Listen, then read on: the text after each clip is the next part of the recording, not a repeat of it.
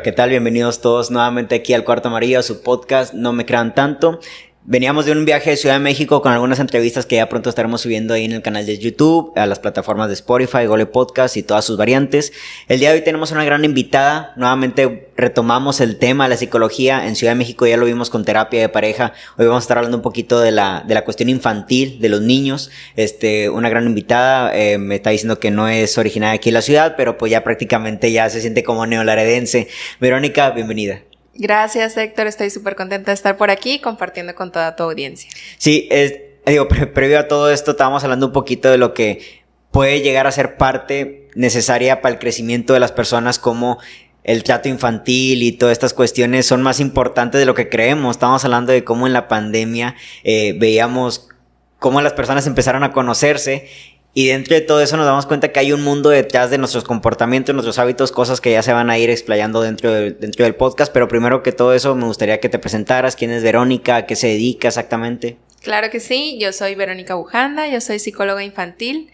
Bueno, trabajo con niños y adolescentes desde hace 10 años. Yo soy originaria de Ciudad Victoria, allá tengo un centro en donde me acompañan 7 terapeutas más. Ese centro se llama La Casa de Madera y ha sido para mí, pues, mi lugar de trabajo más fuerte. Hace un año estoy por acá en Nuevo Laredo, en donde también tengo un consultorio, en donde también atiendo niños y adolescentes y en trabajo también con mamás, con papás, con docentes, todos los que estamos cerca de niñas y niños. Entonces, de eso se trata mi trabajo. ¿Cuáles son los puntos claves a los cuales tú te dedicas dentro del mundo infantil, mental?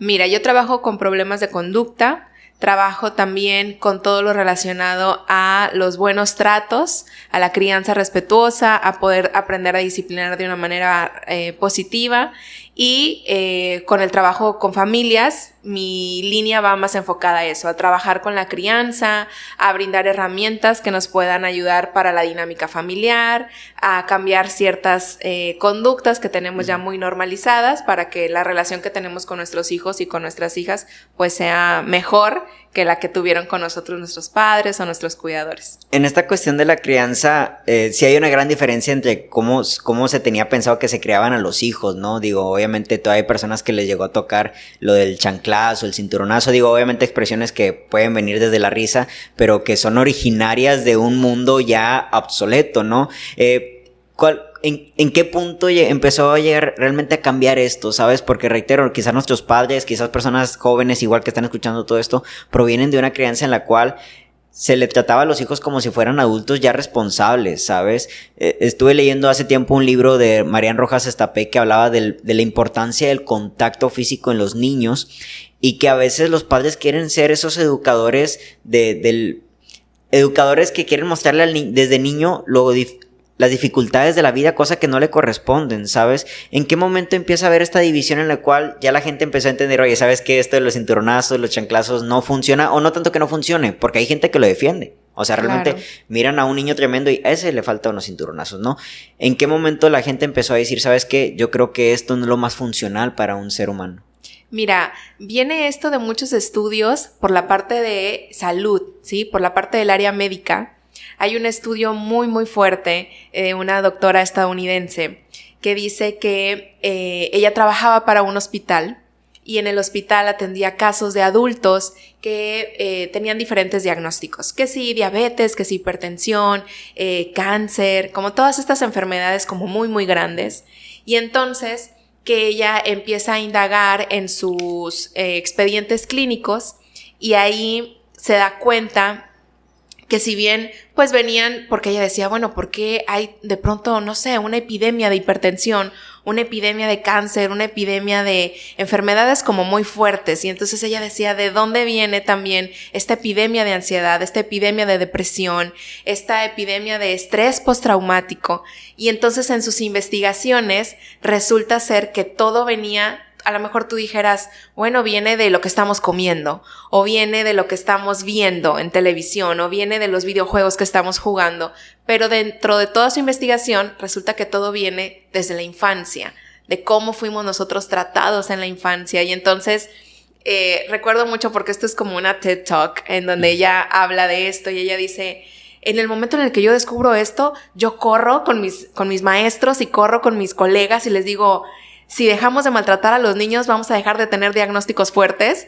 Y yo pensé que iba a ser así un boom y que iba a ser como el gran descubrimiento y resulta que no, resulta que salgo a la calle y hay personas que siguen defendiendo la chancla, la nalgada, el manazo, etc.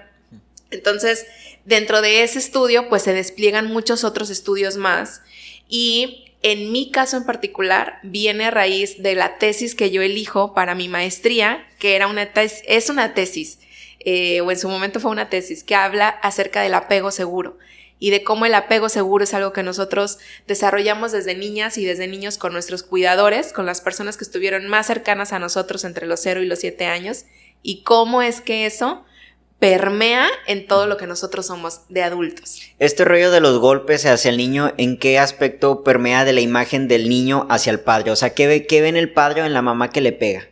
Mira, hay muchas situaciones que pueden ocurrir en el cerebro de una niña o de un niño que es maltratado.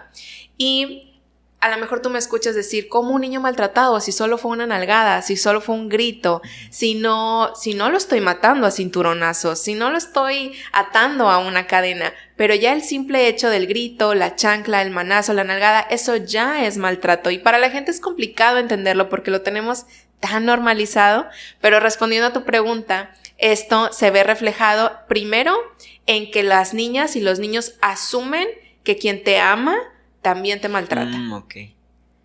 Entonces, de ahí parten muchas cosas. Quien me ama no es un lugar seguro, o es un lugar seguro si me porto bien, porque si no me porto bien, entonces es un lugar violento, es un lugar al que yo no quiero ir.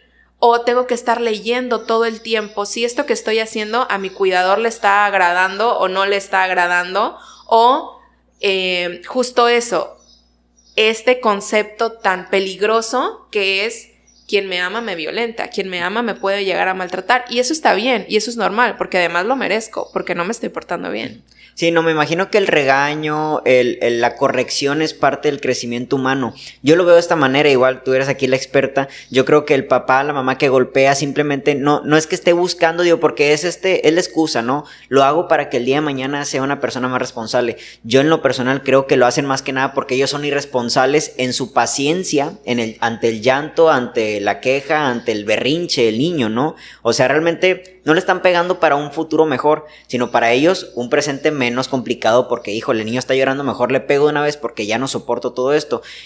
Dices que hablas del apego seguro. Aquí en este podcast hemos hablado de lo que es el apego evitativo, apego seguro, apego ansioso, ¿no?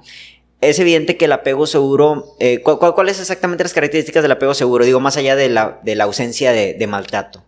Pues que tú tienes esta confianza de acercarte a tus cuidadores cuando lo necesitas, pero también la confianza de alejarte y explorar, descubrir, etcétera, sabiendo que siempre va a haber como ese puerto seguro al que tú puedas regresar sin ser juzgado, sin ser violentado, sin ser atacado. Ok, ¿sí? Aquí en la cuestión de los padres directamente, es evidente que a lo mejor nadie nace sabiendo, ¿sabes? Sobre todo el tema de padres me imagino que es una etapa que conforme vaya avanzando el trato del primer hijo no es el mismo al segundo porque evidentemente ya tienes más recorrido, ¿no?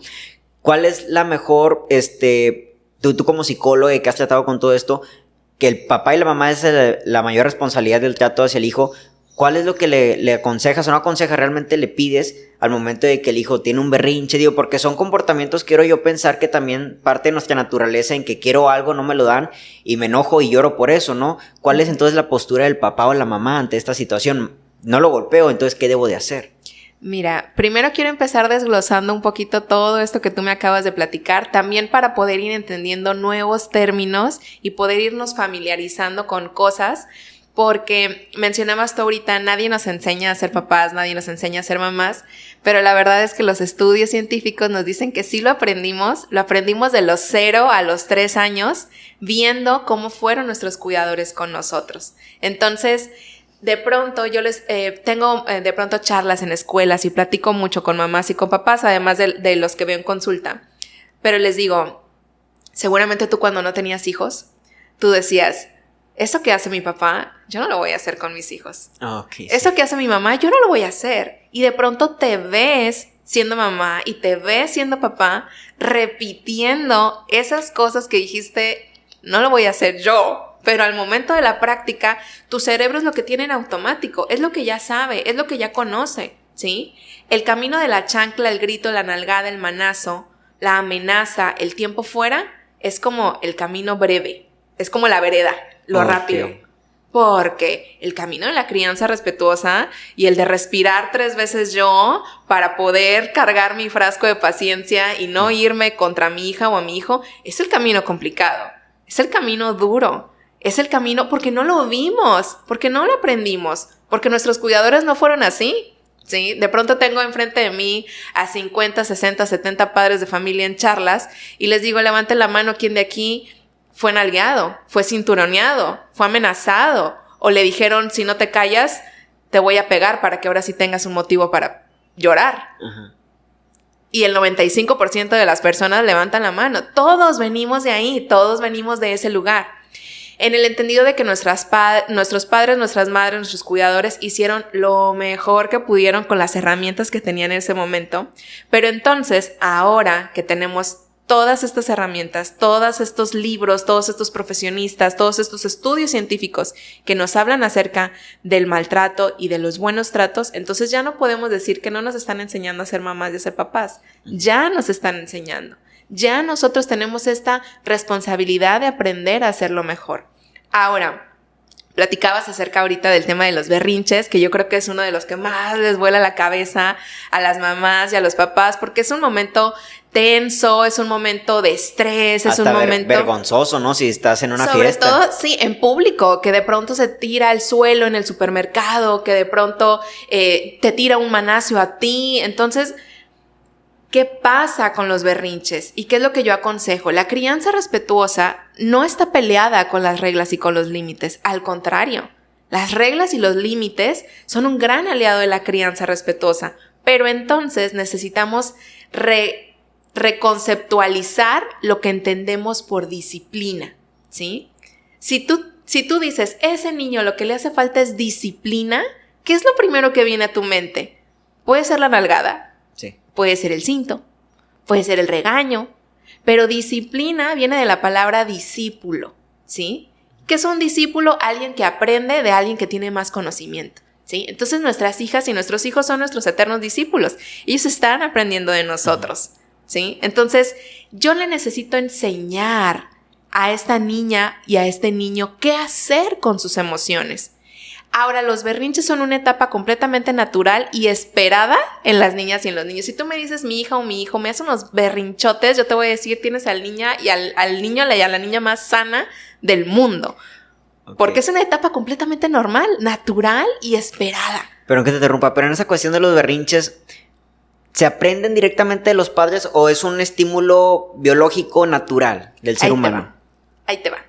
Cuando la niña y el niño hacen un berrinche, lo que se activa, ¿sí?, es todo su sistema nervioso, porque está sintiendo algo tan fuerte que no sabe qué es, no sabe cómo se llama y no sabe cómo poder regularse.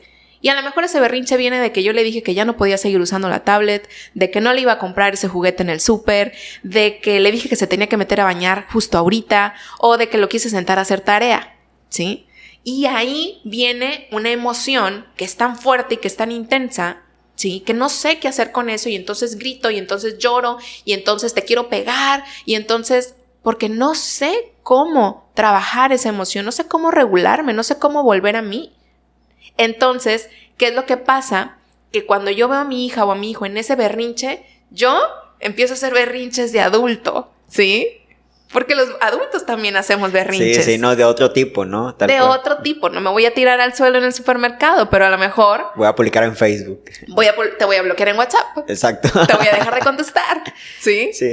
Y entonces, esto, digo, igual vamos a ver más adelante, vamos a hablar de lo que es, cómo permea esto en la vida adulta, ¿sabes? Pero entonces sí podríamos decir que esta parte de los berrinches es un aprendizaje del niño y el cómo el mundo, en este caso papá, que refiere al mundo, es el que le detienen esos berrinches. Entonces, si papá lo golpea, entonces él ya no se va a poder quejar, cuando es natural que nos queramos quejar el mundo porque tenemos miedo a un golpe. Y ya después lo vemos quizás hasta en parejas, ¿no? Futuro. En esta etapa de natural del berrinche, de la expresión, de que estamos aprendiendo de nosotros mismos, papá y mamá golpean, hay niños maltratados justamente para eso, y llega a haber niños que de plano ya no quieren expresarse. ¿Cómo permea esto en niños que ya ni siquiera tienen como que ni voz ni voto, ¿sabes? Podemos llegar a ser adultos que se nos complica el tema justamente de nuestra propia intuición, ¿sí? Okay. O sea, nuestro propio conocimiento, porque tú, imagínate que tú cuando decías estoy triste, te decía no, pero no llores, no llores.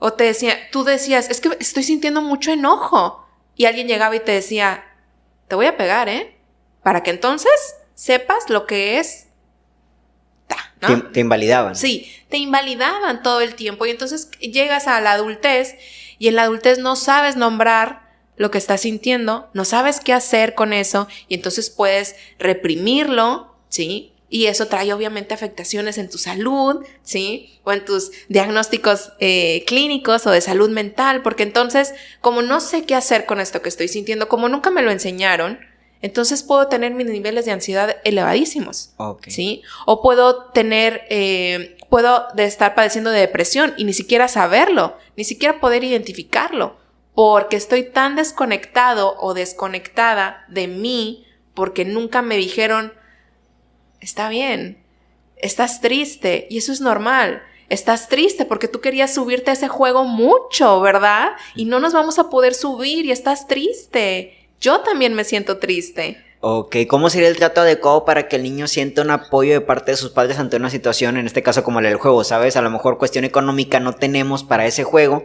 ¿Cómo se lo comunicas al niño que a lo mejor no puede entender la carencia de dinero, ¿sabes? ¿Cuál es la comunicación correcta del papá hacia el hijo? Mira, no hay recetas mágicas, pero lo que voy a platicar son algunas sugerencias que pudiéramos aplicar en diferentes situaciones, en el entendido de que, como decía hace ratito, no hay recetas mágicas. O sea, esto que puedo decir ahorita puede funcionar, puede que no, porque todo va a depender de lo que haya pasado antes, del contexto, de las emociones de mi hijo, porque no es lo mismo un berrinche a solas que un berrinche acompañado de sueño, hambre, todo el día en la calle, ¿sí? Okay. Entonces, bueno, ¿qué es lo que sí podemos hacer? Primero, tener muy claro cuál es el límite. Y el límite en este caso es que no nos vamos a poder subir ese juego, por lo que tú quieras. Porque no hay dinero, porque ya nos tenemos que ir, porque se nos acabó el tiempo, porque va a empezar a llover y yo como adulto estoy pensando en otras cosas y ya no me puedo detener aquí más. Entonces el límite es, mi amor, no nos vamos a poder subir ese juego. ¿Sí? Y después de ese comentario viene el berrinchón, pero mamá, yo me quería subir, por favor, eres una mala, yo quería estar arriba. Ok, y entonces la etiquetan a la mamá como mala. Sí, y eso pasa mucho. Pero aquí la situación es, ¿qué actitud va a tomar el adulto ante ese berrinche? Y yo le voy a decir, entiendo que estás triste, entiendo que estás enojado, entiendo que tú tenías muchas ganas de subirte a ese juego, ¿verdad? Okay. Primero yo valido la emoción. La validas. ¿Entiendes por qué quería hacer eso? Entiendo eso. Pero si por el contrario yo hago cosas como ves, por eso no te quería traer. Mira cómo te pones. Oye, ya nos subimos a 5. Pues ya no. ¿Ves que tú también? Mira, ¿ves? Por eso nunca me gusta venir contigo a estos lugares. Entonces ahí invalidamos la emoción. El paso 1 es validar. Entiendo que estás triste, entiendo que estás molesto, entiendo que estás frustrado y le pongo un nombre a lo que siente, ¿sí? Estoy viendo tus manos, estoy viendo tu carita, estás muy enojado. Ahí valido la emoción. Y después de validar la emoción, yo me mantengo firme en el límite. Pero lo siento mucho, no nos podemos subir ya a ese juego, nos tenemos que ir. O se acabó el dinero, ¿recuerdas que te dije que traíamos dinero para 3 juegos? Pues ya nos subimos a 3, ya no hay más dinero. Nos tenemos que ir. Entonces, el paso 2 es mantenernos firmes en el límite y el paso 3 es ofrecer alternativas. ¿Te parece si regresamos otro día? ¿Te parece si mejor vamos ahorita y visitamos a tu abuelita? ¿O te parece si te doy un abrazo en lo que pasa tu tristeza? Ofrezco alternativas. Como una negociación. Como una negociación. ¿Cuál es la diferencia entre el capricho y la necesidad del niño? ¿Sabes? Porque ¿cómo saber yo no soy padre, ¿verdad? Pero lo voy a hablar de esta manera. Yo como padre, ¿cómo puedo saber que lo que me está pidiendo el niño es un capricho o realmente es una necesidad? Porque podemos ponerlo de esta manera, jugar, divertirse, hasta el helado puede ser una necesidad, quizás hasta un premio, ¿sabes? A los niños les encanta todo eso, pero ¿cómo diferenciar esto? Porque yo creo que también ahorita me gustaría hablar de la otra parte, ¿no? Estos niños a los que se les da todo y no se les puede decir que no. ¿Cómo diferenciar entre el capricho y la necesidad en un niño? Mira, primero necesitamos entender que hay necesidades básicas en las niñas y en los niños, ¿sí? ¿Cuáles son estas necesidades básicas? La comida, el sueño y el juego, ¿sí? Entonces, ¿ese niño ya comió? Sí. ¿Ese niño ya durmió? Sí. ¿Ese niño ya jugó? Sí. Todas sus necesidades están cubiertas, ¿sí? Ya lo que venga después de eso es como un plus, es como un extra, ¿sí? En el entendido de que también tienen esta necesidad de conexión. Entonces son 4 necesidades: la comida, el sueño, el alimento, el sueño, el juego y la conexión. ¿Cómo conectan contigo? ¿Cómo conectan contigo genuinamente, naturalmente? ¿Cómo esa niña o ese niño se puede sentir conectado a ti? Pues cuando tú validas lo que él está sintiendo, cuando tú pasas tiempo con ese niño, un tiempo fuera de pantallas, ¿sí? Entonces, esa pregunta de ¿cómo sé si es una necesidad o si es un capricho? Pues va a depender del día, de la hora, de lo que acaba de pasar, ¿sí? Porque si imaginemos que tú tienes un trabajo de 8 de la mañana a 4 de la tarde y no lo has visto en todo el día y llegas a casa y entonces dice, mamá, papá, yo quiero jugar a... Pues ese niño tiene una necesidad de conexión que no ha sido cubierta en todo el día, ¿sí?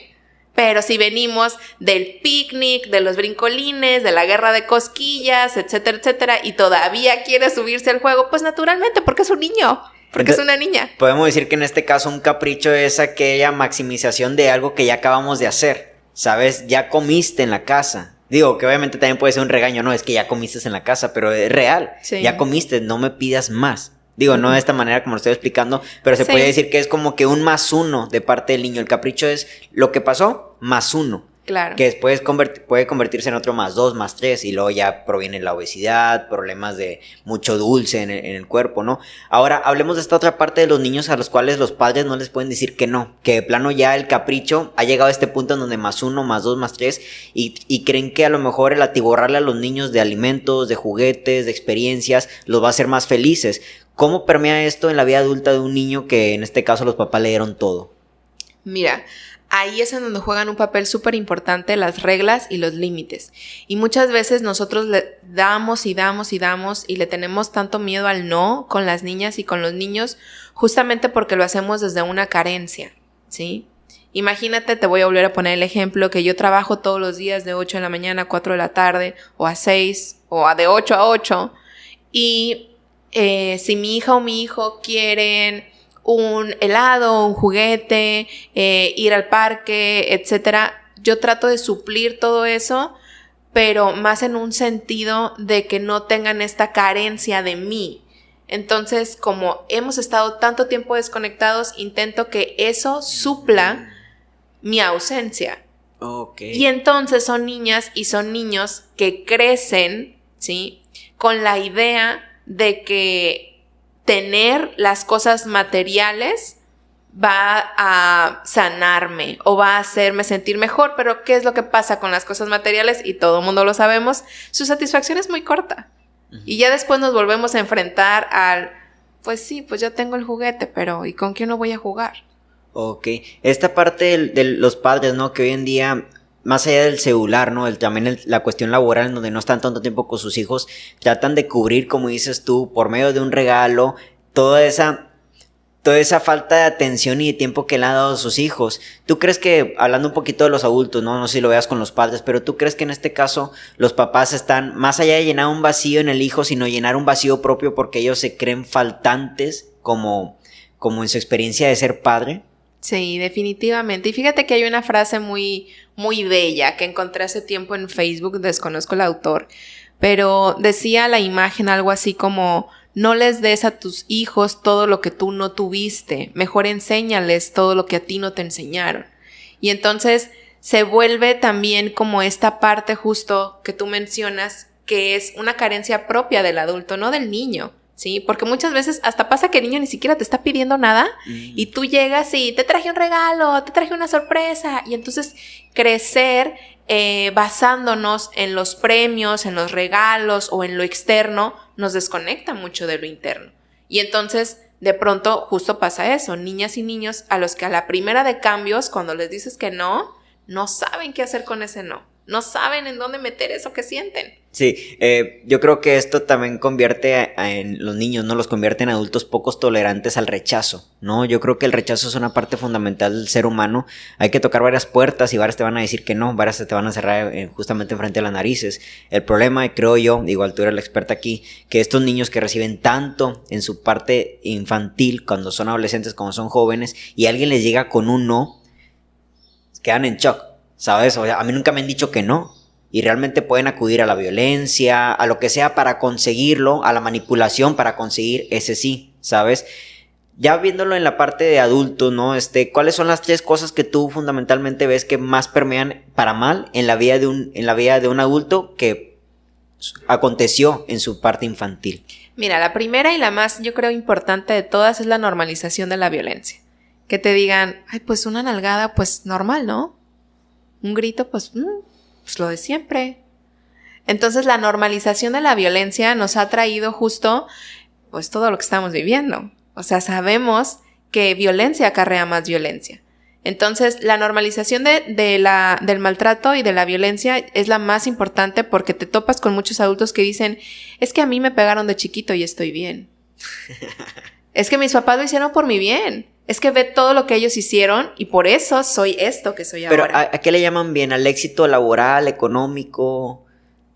Pues yo creo que un poquito de todo. O sea, puede ser el éxito laboral, puede ser no sé, todo lo que no tiene que ver con el tema emocional. Digo, te lo pregunto porque una vez escuché que las personas, por ejemplo, narcisistas, suelen ser personas muy exitosas, ¿vale? Esto se debe a que, pues obviamente, como están tan enfocadas en sí mismas, hace que puedan sacar el máximo provecho a sus cosas, pero obviamente se valen de las emociones y hacia maltrato de otras personas. Entonces, yo quiero pensar que obviamente este maltrato sí los hace personas disciplinadas, personas rectas, personas en la escuela, ¿sabes? Pero justamente, ¿cómo están sus vínculos afectivos? Yo lo pregunto de esta manera porque yo lo veo así, ¿sabes? Sí, a lo mejor una chanclada, una chancla, no un golpe, una nalgada, puede hacer que la persona sea más recta, pero justamente la cuestión de la fluidez humana hace que tengamos empatía y todo este tipo de cosas, ¿no? Sí, fíjate que justo el gran reto es eso, o sea, es poder entender que nosotros no estamos bien gracias al maltrato, nosotros estamos bien a pesar del maltrato, ¿sí? Porque todos vivimos maltrato de una u otra forma, ¿sí? Tal vez nunca te nalguearon o nunca te chanclearon, pero nunca validaron lo que sentías. Igual es otro tipo de maltrato, ¿no? Ese es otro tipo de maltrato. Entonces, la primera, hablando de las 3 cosas que más noto que permean en la vida adulta, si venimos de una infancia en donde esto se aplicó con nosotros, la primera es justo eso, la normalización de la violencia y el replicarlo, ¿sí? Si lo hicieron conmigo, pues yo lo hago con el que sigue y el que sigue con el que sigue, porque pues esa es la forma que es normal, ¿sí? Porque esa es la forma que funciona. Lo que no sabemos es que el maltrato tiene estas connotaciones negativas, porque además existen ya estudios en donde nos muestran un cerebro que nunca ha recibido maltrato y el cerebro que sí ha recibido maltrato, y la diferencia es abismal, ¿sí? Porque eso afecta también nuestras redes neuronales, nuestras conexiones, o sea, todo eso va permeando. No es nada más como, ay, no sé identificar cuando estoy triste. Pues no lo sabes identificar porque algo químicamente en tu cerebro no está conectado como se necesita porque viviste este maltrato, ¿sí? Esa es como la parte primera, como la normalización de la violencia y replicarla. Y la segunda parte que yo observo es pues todo lo relacionado con lo que estamos viendo actualmente de los índices tan elevados de ansiedad, de depresión, de codependencia, o sea, todas estas cosas que vemos como en lo colectivo, y ahora resulta que todos tenemos un diagnóstico de ansiedad, todos tenemos un diagnóstico de depresión, pues viene a raíz de lo que vivimos en la infancia y de que cómo no sabemos ahora acomodar todo esto que estamos sintiendo. Y muchas veces son diagnósticos que nos acompañan desde pequeñitos, pero nadie lo notó. Nadie estaba ahí dándose cuenta. ¿Sí? ¿Crees que las redes sociales intervengan de alguna manera en todos estos niveles altos? Sí, definitivamente sí, pero también creo yo que han colaborado mucho con la desinformación, ¿sí? Porque ahora todo el mundo se quiere diagnosticar con TikTok y con lo que ven en redes y pues no funciona así. Pero sí, las redes sociales han tenido un impacto positivo en ciertas cosas, pero también negativo en otras, como todo en la vida. Ok, ¿y el punto número 3? El punto número 3, creo yo que es esta renuencia o esta resistencia a la atención a la salud mental, ¿sí? Okay. Todavía escuchamos mucho esa frase de que la terapia solo es para locos, de que los psicólogos son charlatanes, de que vendemos humo, echamos puro cuento. Entonces esta resistencia y este rechazo al adentrarte realmente al autoconocimiento y al mostrarte dispuesto para poder cambiar y rascar así en tus heridas más profundas para que eso dejes de replicarlo, creo yo que sería el punto 3. ¿Cuáles son las dinámicas que llevas en este caso con los papás para que también vean que ellos también cargan quizás una infancia pesada? Porque obviamente los papás directamente, digo, sobre todo las personas que no tienen esta cultura de la salud mental, creen que es directamente el niño, ¿no? ¿Cuál es la dinámica que tú, como psicóloga, trabajas con los padres para que, oigan, ¿saben quién es que ustedes también tienen una perspectiva de vida, un comportamiento que permea en el niño y el niño, por ende, responde de esta manera? Mira, siempre me preguntan o más bien me hacen el comentario que qué dulce y qué divertido trabajar con los niños. Y la verdad es que sí, el área de la psicología infantil es maravillosa y me encanta. El trabajo rudo es con los papás. Los niños son un dulce, son un caramelo, me encantan. Me encanta recibirlos todos los días, me encanta jugar con ellos, me encanta enseñarles de emociones, de pensamientos, de conductas. El trabajo rudo son los papás. Entonces, ¿qué es lo que yo hago? Pues primero, justamente entender que ellos también vienen de una historia, que ellos también vienen de un proceso que seguramente no ha sido sencillo y que ahora, al ser mamás o al ser papás, es como si les destaparan esta cloaca y entonces ven todo lo que está allá adentro y dicen, no puede ser, y esto se lo estoy aventando a mis hijos y ya no quiero más. Entonces, primero poder llegar a ese punto, ¿sí? Al punto de conciencia de decir, ok, yo también tengo una historia, yo también fui niño, yo también fui hijo, y entonces el poder empezar a sanar eso es algo que propiamente yo en consulta no hago, siempre los refiero con colegas que son justamente especialistas en la atención a adultos, pero parte de mis recomendaciones, cuando yo les digo vamos a empezar a trabajar con su hijo y vamos a empezar a hacer esto, esto y esto, y es importante que ustedes también acudan a terapia, porque esa es como la cereza del pastel. Cuando estábamos hablando por chat sobre estas cuestiones de las cuales tú te dedicas, hablábamos del buen trato, ¿no? De hecho, me mandaste algunos libros. Digo, más allá de lo que me mencionaste, es que es la validación y todo eso, ¿cuáles son otros buenos tratos que pueden realmente funcionar como aprendizaje para el niño? Porque reitero, o sea, que realmente creemos que el cinturonazo es como que la mejor escuela, ¿sabes? ¿Cuál es esa escuela que el padre también puede mostrarle al niño para bien, para su bien? Pues mira, simple, sencillo y complejo el hecho de tratarlos como personas. A veces se nos olvida eso, y lo platicabas tú al principio, de pronto los vemos como mini adultos. Y ahí es en donde entramos en la crianza tradicional, en donde tú te callas porque yo soy el adulto y yo siempre voy a saber más que tú, ¿sí? Entonces, cuando los vemos como personas y como personas pensantes, porque las niñas y los niños esos son personas y son pensantes, no son tontos. No les tenemos que hablar dulcito todo el tiempo y no tenemos que pensar o creer que nunca saben. Ellos también saben. Entonces, tratarlos con respeto, darles el lugar que ocupan y hacerles saber que su voz es importante, yo creo que eso los potencia y los lleva realmente a descubrir quiénes son ellos realmente fuera de la mirada del adulto. Porque lo que queremos es eso, que ellos descubran su esencia, que ellos sepan quiénes son, no que quieran complacerme a mí como adulto todo el tiempo, sino que ellos vayan descubriéndose y sintiéndose cómodos, sabiendo que yo voy a estar aquí y les voy a estar sosteniendo la espalda, pero no les voy a estar dictando qué camino seguir. ¿Qué diferencia también en mostrarte como padre o mostrarte como un amigo, sabes? Porque también es un tema muy complejo, porque en ocasiones hasta qué punto soy papá como persona que dirige, como persona que ordena, ¿no? Y hasta qué punto soy amigo, porque no sé, yo lo he visto de esta manera en mi juventud. En ocasiones es muy difícil expresarte con tus padres porque ellos todavía siguen teniendo la opinión de papá. y de mamá, que nunca se les va a quitar y eso es algo meramente bello, pero justamente a veces necesitas de un amigo, ¿no? Tú como padre, ¿no? ¿Cuál es esta distinción? Ahora como el tema del capricho y la necesidad, esta distinción entre hasta qué punto papá y hasta qué punto amigo. ¿Cómo puedo abrirme a también ser una persona en cual mi hijo confíe cuando esté borracho a las 2 de la mañana en un antro y no tenga quien marcarle, realmente me marque a mí, para que genere esa confianza hasta en su vida adulta?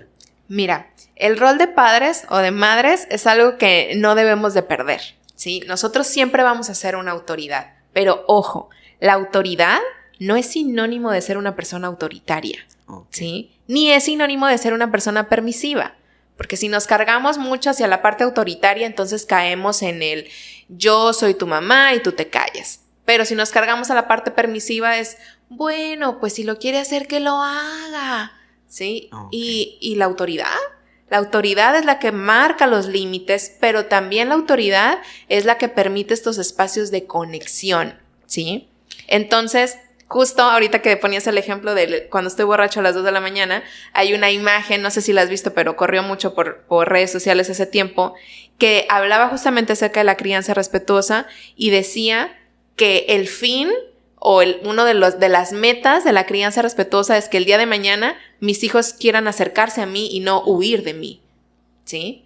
Entonces, que justo cuando estén en un dilema, en un problema, o en un éxito, o en un momento cúspide de su vida personal, profesional, etcétera, lo que quieran es hablarme a mí y contarme a mí y acercarse a mí. ¿Por qué? Porque en mí van a encontrar un lugar seguro de apapacho y de contención, pero también de sugerencias, de reglas, de límites. O sea, tenemos que ir moldeando esta balanza porque amigos no somos, ¿sí? Ni vamos a ser. Tenemos un rol y ese rol es jerárquico. Entonces, poder encontrar este equilibrio en donde hay reglas y hay límites, porque son importantes, porque las reglas y los límites también son una muestra de amor, pero donde también hay escucha, en donde también hay conexión, en donde también hay validación. Y entonces ahí nos volvemos una autoridad respetuosa. Más que nada que no exista juicio, ¿sabes? Porque obviamente como seres humanos vamos a cometer muchos errores y el juicio del papá es de que, ¿qué hiciste? ¿Sabes? Entonces realmente ¿sabes qué? Independientemente de que qué hice, entenderme en esto y poder sentir tu acompañamiento. Me gustaría hablar un poquito del trauma, no sé si lo has visto también en terapia, pero hablando ya propiamente de niños que han pasado por dificultades complicadas, no quiero entrar en temas más profundos, igual lo dejaría de tu parte, pero temas quizás como un divorcio de los padres, ¿no? O maltrato, no hacia ellos, que igual es evidente que puede haberlo cuando el papá o mamá se maltratan. Lo más seguro es de que también te lleven ese maltrato hacia el niño. ¿Cómo trabajar el trauma en un niño, ¿sabes? Porque un adulto, que igual puede ser un tema muy inconsciente de parte de nosotros, al menos sí le ponemos un poquito más nombre a la situación, ¿sabes qué? Fui víctima de esto, realmente, ¿no? Pero un niño que a lo mejor en su perspectiva del mundo todavía no entiende lo que está aconteciendo, pero sabe que no se está sintiendo seguro, bien o libre, ¿no? ¿Cómo se trata el trauma en un niño? Entendiendo esta parte que no es tan consciente siquiera de lo que ocurre en el mundo alrededor. Fíjate que una de las primicias de la crianza respetuosa es justamente ayudarles a los niños a poner en palabras lo que están sintiendo. Y por parte de la psicología infantil también, sin duda. Pero, por ejemplo, mencionabas tú ahorita el divorcio. Pueden suceder otro tipo de cosas, porque la vida es una caja de chocolates, diría Forrest Gump. Y al principio también mencionabas que muchas veces el adulto se quiere adelantar a la rudeza de la vida y entonces pues no quiero hacer niños de cristal y por eso les grito y por eso les pego y por eso en esta casa hay reglas y quien manda soy yo. Entonces, lo que vamos creando son niñas y niños completamente desconectados de lo que están sintiendo. Pero esto haciéndolo al revés y yo como adulto poniendo en palabras lo que está sucediendo alrededor, le ayudo al niño a resignificar lo que está sintiendo. Y eso no significa que el día de mañana no van a ser personas que en terapia van a decir, ay, mi mamá hacía esto, ay, mi papá hacía el otro. Probablemente sí, pero no con un sentido tal vez tan intenso o fuerte como lo estamos haciendo ahora, esta generación que está intentando romper patrones. Entonces, imaginemos que mis papás se acaban de divorciar y que yo tengo 5 años. Entonces, mi mamá y mi papá y tal vez algún profesional de la salud mental pueden ayudarme a entender qué es lo que está pasando afuera, porque eso que está pasando afuera me está haciendo sentir cosas aquí adentro. ¿Sí? Entonces, mamá y papá se divorciaron, tu rutina cambió, ahora tienes que ir a 2 casas distintas, ahora tal vez hay momentos en donde extrañas a papá y no lo tienes cerca, hay momentos en donde extrañas a mamá y no la tienes contigo, hay momentos en donde dijeras, ay, cómo quisiera que estuvieran los dos aquí juntos, y eso, ¿cómo te hace sentir? ¿Te sientes triste? ¿Te sientes frustrado? ¿Sientes nostalgia? ¿Qué extrañas? Y cuando tú extrañas eso, ¿cómo te comportas? ¿Qué es lo que haces? ¿Qué es lo que piensas? Y entonces poder ahora resignificar ese trauma o esa situación y entonces hablar de cómo es que el amor de mamá y de papá sigue intacto, cómo es que ellos te demuestran a ti que te aman, cómo para ti ha sido una experiencia dolorosa que no esperabas, pero que también ha traído cosas que te han llevado a aprender, que te ha llevado a conectar con cada uno de una forma distinta. O sea, hablar, explicar. Ahorita, en esta cuestión de la ausencia de papá o mamá, me gustaría hablar un poquito de esto, ¿no? O sea, realmente cómo repercute en la vida de una persona la carencia de una imagen paternal, que ocurre mucho en esta parte del mundo, en Latinoamérica, sobre todo hay muchas personas que no crecieron con su padre, fue en mi caso, ¿no? Digo, siempre tuve la imagen, pero más no crecí con él, pero hay personas que de plano ni crecieron ni conocieron absolutamente a su padre, pero también hay otra parte que quizás no conoció a su madre. ¿Cómo afecta esto entendiendo que digo, no sé si estás un poquito con el tema, pero esto de la energía masculina, energía femenina, realmente la necesidad de la imagen, de una imagen maternal, de cuidado y la imagen paternal de alguien que guía, ¿no? Por así decirlo. ¿Cómo permea esto en la vida adulto de un niño, ¿no? Porque realmente lo vemos en este tema, o sea, personas que no tienen la carencia de una imagen paternal buscan ser autoritarios o buscan a alguien que sea autoritario frente a ellos, y la imagen maternal a lo mejor alguien que no tuvo cuidado y que justamente suele ser muy independiente ante la vida. ¿Cómo se ve reflejado la ausencia de papá o mamá en la vida de un niño? Pues mira, se puede ver reflejado de muchas cosas, de muchas formas más bien, porque cada persona también, pues es un mundo, ¿sí? Y a lo mejor imaginemos que tal vez tú creciste con una ausencia de figura materna, pero tuviste cerca a tus abuelas, a tus tías, a tus maestras, o creciste sin una figura paterna, pero tuviste cerca tíos, primos, maestros. O sea, cada persona es una historia, cada persona es un mundo, ¿sí? ¿Cuáles son estas cosas que pueden repercutir en la vida adulta? Pues justo lo que tú mencionas, desde el tema de no saber relacionarme tal vez con el sexo opuesto, o de buscar justamente estas energías, que la energía femenina y masculina pues es algo que tenemos todos, ¿sí? El no saber de pronto cómo se siente tener un papá, o cómo se siente tener una mamá, o cómo es que yo puedo relacionarme con el sexo opuesto, o justamente el hecho de no saber cómo integrar esas dos energías en mí, ¿sí? Okay. ¿Cómo es que yo puedo hacer uso de mi energía femenina y hacer uso de mi energía masculina? Pero todo va a depender de tu historia, de tu dinámica, y de cómo es que las figuras que fueron tus cuidadores alrededor de ti hicieron su chamba, porque nadie puede suplir a nadie, ¿sí? Eso de que yo soy mamá y papá al mismo tiempo, eso no existe, ¿sí? Ajá. Y los niños llegan con este tipo de preguntas a tu consultorio, o sea, digo, dado en caso de que un niño creció sin papá, ¿no? O sea, realmente en él está el cuestionamiento de por qué veo que Juanito, Panchita, ¿no? Por decir, poner nombres en la escuela, veo que tienen un papá y yo no veo a alguien. ¿Son preguntas que se hace el niño? Son preguntas que se hacen si nadie les ha dado una respuesta, ¿sí? Ok. Porque digo, sabemos las estadísticas, ¿verdad? Y usualmente hay más ausencia de figura paterna que materna, aunque de la materna tampoco estamos exentos, también existen esos casos, pero depende mucho de lo que haya pasado, y cómo pasó, y en qué momento pasó, y quién se lo explicó, y cómo se lo explicaron, ¿sí? Exacto. Porque hay quienes ya lo traen muy trabajadito ese tema y dicen, no, pues yo crecí con mi mamá, y pues mi papá existe, solo nunca lo he visto, o existió y falleció, y hay quienes tienen tantas preguntas que nadie les ha sabido explicar, que entonces sí vienen y lo rebotan en la consulta. ¿Cómo responder ante ello? Porque también llega a pasar, yo quiero pensar, ¿no? Que en ocasiones quizás la relación mamá-papá no fue tan buena, papá se fue, la madre agarró un odio, un rencor hacia papá, y cuando el niño le pregunta o la niña, oye, papá, no, es que tu papá esto, tu papá el otro, ¿no? Y obviamente eso puede generar un odio más allá hacia el padre, quizás hasta la figura masculina, ¿no? Un amigo, una futura pareja, ¿no? ¿Cómo responder a esa pregunta cuando justamente papá, por lo común, no se fue en buenos términos o al menos llegó a fallecer? ¿Cómo se responde eso? Mira, más allá de un odio genera mucha confusión. Okay. Genera mucha confusión porque tú me estás diciendo que mi papá, no sé, fue un tal por cual, pero yo no tengo otro papá, yo solo tengo ese. Y ese papá para mí pudo haber sido importante, pudo haber sido significativo. O ese papá, aunque tú me lo pintas de esa manera, o esa mamá, aunque me la pintas de esa manera, pues yo quiero saber quién es. Okay. Yo quiero conocerlo, o conocerla, o yo quiero que me acompañe a mis festivales del Día de la Madre o del Día del Padre. Más allá, te digo, de un odio, creo que genera mucha confusión.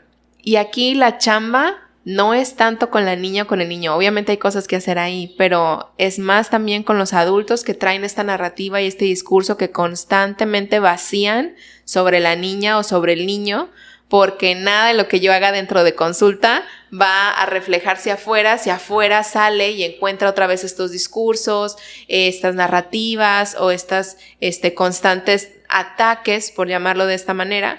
Entonces la chamba real es con la figura que está a cargo de esta niña o de este niño para ir también haciendo conciencia de cómo es que eso puede llegar a permear.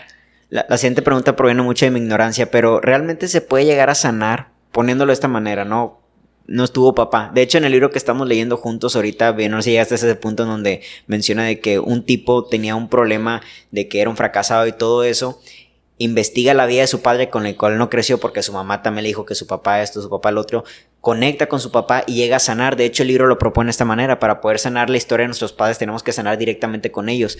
En esta cuestión de la carencia, pregunta número 1, ¿se puede suplantar la imagen paternal o maternal con otra persona? Y pregunta número 2, en dado caso de que sí o de que no, ¿es necesario poder reconectar con con ese papá biológico, con esa mamá biológica para poder sanar? Yo lo veo de esta manera: si una persona ahorita viene y nos hace daño, ¿no?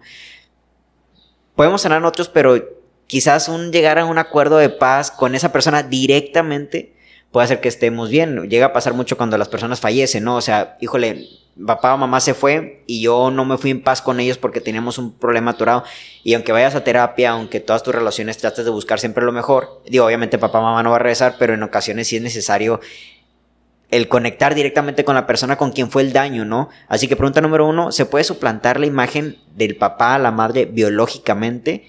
Y número 2, ¿es necesario o se puede sanar desde ese punto en que, no sé, el día de mañana yo no conocía a mi padre quizás, pero el día de mañana lo conozco y va a ser importante para mi cuerpo conocerlo, verlo, entenderlo para poder sanar esto que yo tengo? Mira, respondiendo a tu pregunta 1, suplantar nunca es posible. O sea, no son piezas de ajedrez en donde quito uno, pongo a otro. No funciona así.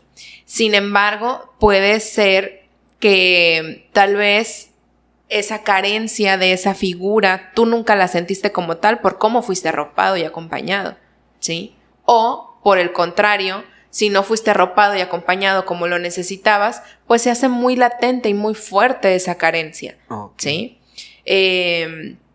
Porque yo lo veo mucho en consulta, me visitan mucho madres que son autónomas, en donde no hay una figura materna, no hay una figura paterna, y las niñas y los niños realmente no presentan carencias afectivas o emocionales porque han sido arropados, porque han sido acompañados, ¿sí? Y porque sus respuestas han sido contestadas, ¿sí? Ahora, respondiendo a la pregunta 2, en cuanto a si es así estrictamente necesario como sanar y conectar, es que eso depende de cada persona, ¿sí? Si esa ausencia, si esa carencia, si ese dolor o ese trauma que tú traes contigo cargando está permeando en algún área de tu vida, en tu área social, familiar, escolar, espiritual, hay una área de tu vida que tú sientes que está atorada, que está estancada, que hay algo que no avanza por ahí, entonces probablemente necesitamos trabajar con esa carencia, ¿sí? Probablemente no, pero va a depender de tu historia, de tu dinámica y de todo lo que tú traes dentro, de todo lo que tú sientes, ¿sí? Ok, ya para terminar el podcast, ¿cuáles son las dinámicas que de plano son totalmente fundamentales? Digo, ya nos comentaste el entendimiento, la validación y todo eso, pero hablamos un poquito más de lo tangible, ¿sabes? ¿Cuáles son esas dinámicas necesarias para una buena convivencia entre padre e hijo, no? Mira, voy a hacer así como una breve recapitulación en el entendido de que ahora tenemos mucha información y de que habemos muchos queriendo sanar patrones y queriendo hacer las cosas distintas y enfrentándonos así como a nuestras sombras más oscuras para poder también ser no solo mejores profesionales, sino mejores seres humanos. Y yo creo que la clave está justo en eso, en que ahora podamos, como padres o como madres, o si en algún momento tú piensas tener hijas o tener hijos, entender que el camino va a ser un camino complejo si estás buscando hacerlo diferente a lo que hicieron contigo, pero que no estás caminando solo, no estás caminando sola. Okay. Hay ahora muchas más personas interesadas en este tema, en saber que las niñas y que los niños también son personas, que tienen voz, que tienen voto, que tienen emociones, que nosotros tenemos que enseñarles a traducir. Y no hay perfección. No hay la familia perfecta. No hay la mamá del año. No hay el papá de las 1000 medallas. Eso no existe. Existen seres humanos. Y los seres humanos todo el tiempo estamos tratando de hacerlo mejor. Y estamos dando nuestro 200% para que así sea. Entonces no hay recetas mágicas, solo hay mucha voluntad. ¿Qué visualizas de aquí en adelante para las nuevas generaciones, ahora con la inclusión de las redes sociales y todo eso, las nuevas infancias? ¿Qué visualizas en las nuevas infancias del futuro? Mira, yo les tengo mucha fe y mucha esperanza. No nada más a las infancias, sino a las adolescencias, porque están creciendo en un mundo en donde ya cada vez toleramos menos el maltrato, toleramos menos todos estos temas que se mueven mucho a nivel social ahora, como el machismo, el racismo, la xenofobia. O sea, todas esas cosas cada vez están más sobre la mesa y las generaciones que vienen atrás de la nuestra son generaciones que ya traen esa información, ¿sí? Que ya cada vez están luchando literal por un mundo mejor. Por un mundo en donde todos cabemos y en donde todos cabemos además siendo bien tratados. Porque eso nos gusta a todos, que nos traten bien y que nos apapachen, nos gusta a todos. Entonces yo tengo mucha fe y mucha esperanza en las generaciones venideras.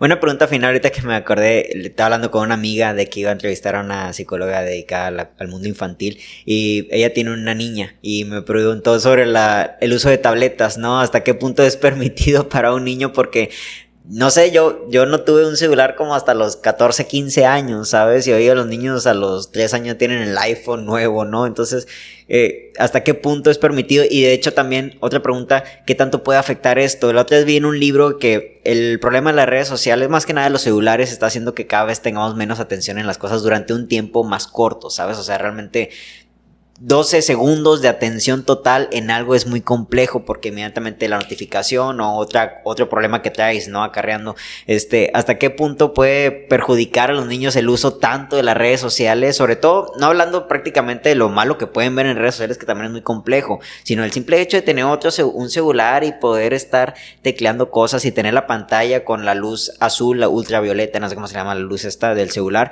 pero que hace que su cerebro esté cada vez procesando más información y se esté cansando más rápido. ¿Hasta qué punto es permitido? ¿Y tú qué sugieres? O sea, ¿a qué edad los niños es necesario que también conecten con estas nuevas tecnologías porque es lo que les depara el mundo futuro, ¿no? Sí, mira, siempre es importante conocer los límites, ¿sí? Conocer los límites, si no sé, si tú tienes una niña o un niño de 2 años, 3 años, 4 años, solo puedes ir a tu buscador de confianza y poner ahí tiempo recomendado en pantalla para un niño de 3 años. Y probablemente te van a decir 15 minutos al día, 20 minutos al día, 30 minutos al día.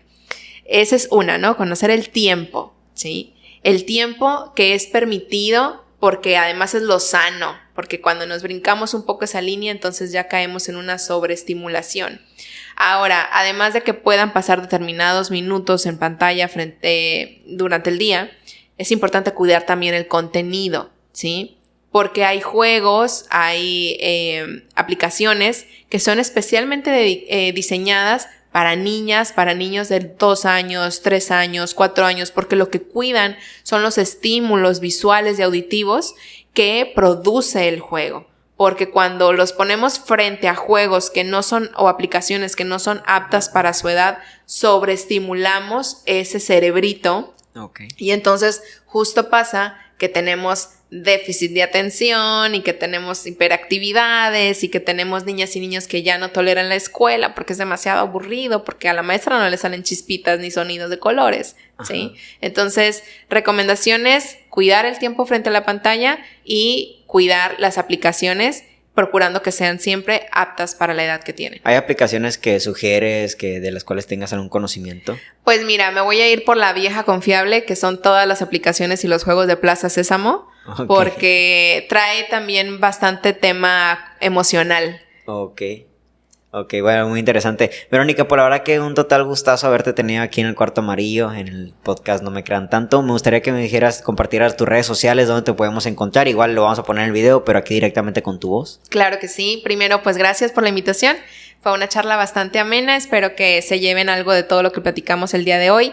A mí me encuentran en Facebook y en Instagram como Verónica Bujanda Psicóloga, y a todo mi equipo de trabajo nos encuentran como La Casa de Madera, también en Facebook y en Instagram. ¿Aquí en Nuevo Laredo dónde tienes tu consultorio? Estoy en la calle Antonio Moreno, a 2 cuadras del Parque La Junta. Igual si quieren contactarme para citas es directamente a través de redes sociales. De redes sociales. Pues muchas gracias, Verónica, por haberte tomado el tiempo y sobre todo por haber compartido todo tu conocimiento. Muchas gracias a las personas que sintonizaron este podcast, ya sea por YouTube, por alguna de las plataformas de audio como Spotify o Google Podcast. Espero seguir teniendo personas como tú en estos episodios, porque realmente es necesario como la salud mental se empieza a esparcir más la información, y como dices, ¿no? También hay información muy mala, como quizás en TikTok podemos encontrar, ¿no? Muchas gracias, Verónica, por última vez. Héctor. Muchas gracias a todos ustedes y los esperamos al próximo episodio.